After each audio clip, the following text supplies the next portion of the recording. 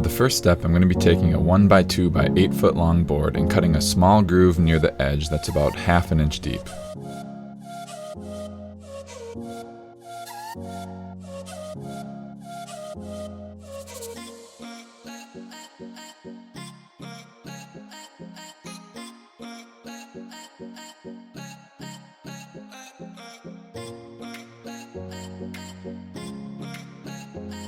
Next, I'll be taking another 1x2 by 8 foot long board and cutting a groove in the exact same location as before, but this time I'm going to raise my blade a little bit higher and go about 1½ inches deep.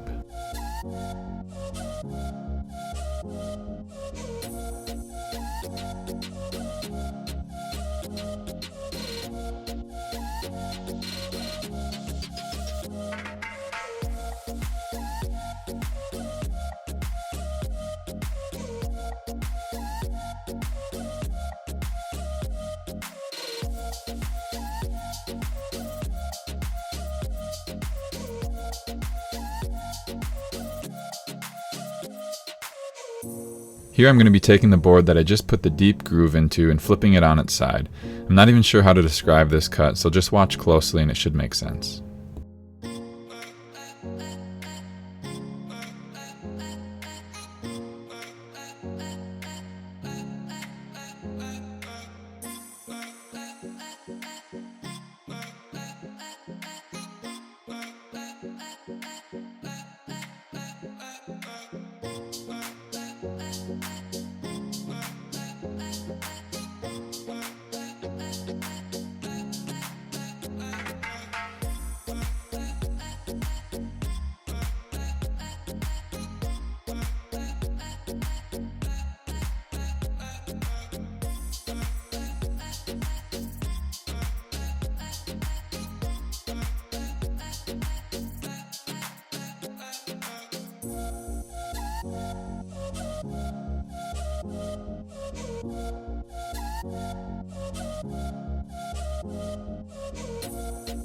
Since I plan on having the 8 and 4 foot long pieces coming together at a corner wall, I'm going to make a 45-degree cut at the ends so that when they're pushed together they will form a nice 90-degree angle.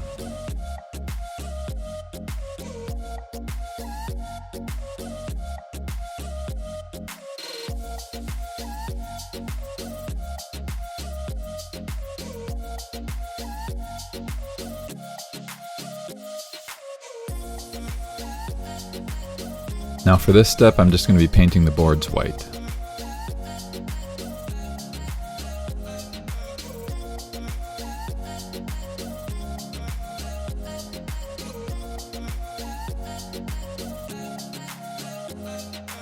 Now this is where I plan on installing these. The 8-foot section will be on the long side and the 4-foot section will go behind the speakers and disappear behind the center console. Now if I planned on staying in this house forever, I would remove the brown baseboard trim that's there now, but since we're hoping to move sometime in the near future, I'm going to see if I can just temporarily install this over what's currently there.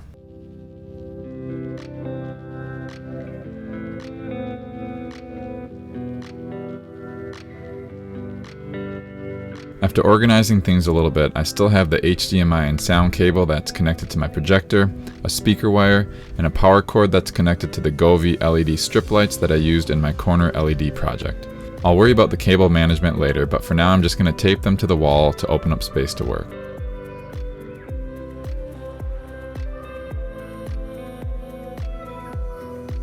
To begin installing, I'm first going to take the 8-foot long piece of wood that I made the 2 cuts on and put some painter's tape on the backside. If I wanted to make this more of a long-term setup, I would use a finish nailer instead of tape.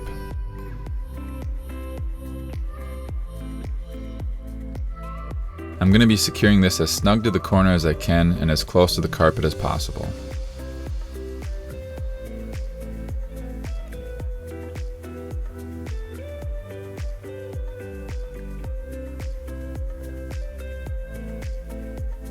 There's a lot of different ways you can go about getting strip lights to make a 90-degree turn, but I'm just going to use these simple little corner connectors that I found on Amazon. But if you didn't want to do it this way, you could probably just bend the strip or solder some short flexible wires to make the turn.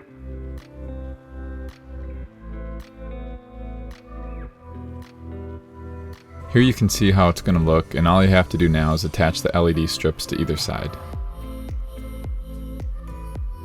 As far as the LEDs, I'm going to be using some 5V WS2812B strip lights and attach them to an ESP module with WLED installed.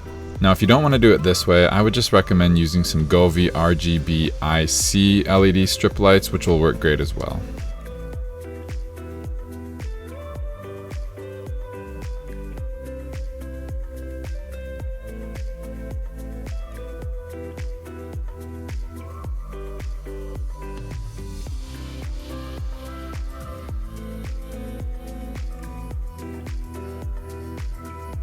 Now it's time to install the top piece. I'm going to be using painter's tape again for this step, and I'll be placing it about 2 inches above from the bottom section.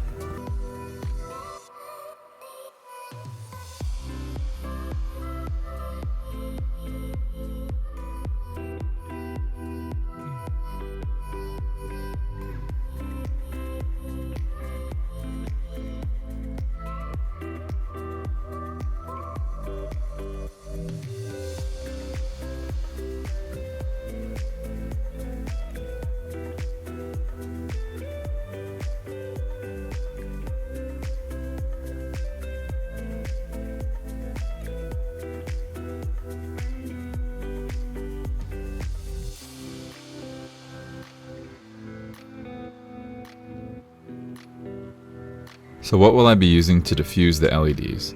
I originally was going to just use some white acrylic and cut it into strips so that I could slide it into the channels I cut out. I tested this method out and it worked perfect and looked great. So that's definitely one way you could do it.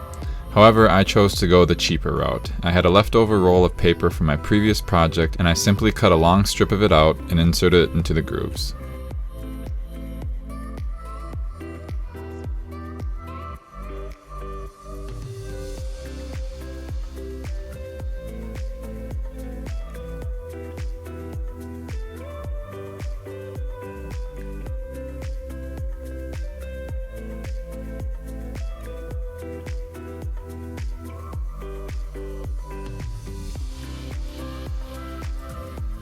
I'm now going to be cutting out another strip of paper to insert in the 4-foot long section.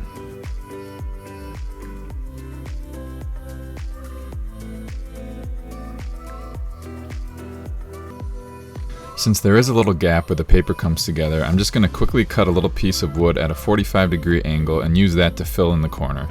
And since I'm planning on putting a plant in front of it anyways, I'm not too worried about making it look perfect.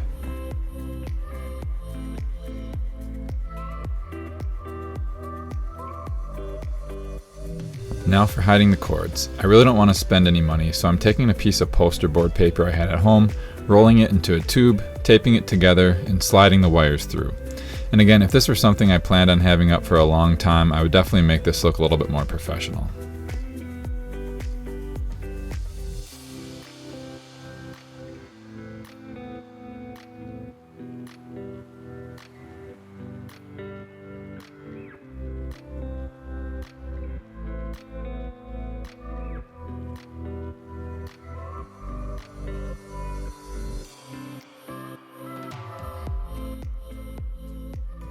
The reason why this works so well is this piece of wood that jets out. So this is our bottom piece, and I'll slide some acrylic in here so you can get a better idea of what I'm talking about. So this is where our LED strips are going to be sitting, and I'll just quick throw a strip there. And if these were raised to right about here, it's way too close to the diffuser, so you're going to be able to see the individual pixels, and that's not going to give the effect that I'm going for. It's going to look just like those cheap diffuser channels that you can buy on Amazon, because the lights are so close to the diffuser that you really just see the hot spots, almost as if there was nothing there. So having this piece of wood jet out, in a sense, it's kind of hiding and covering up those hot spots, so that all we see up here is that nice warm glow.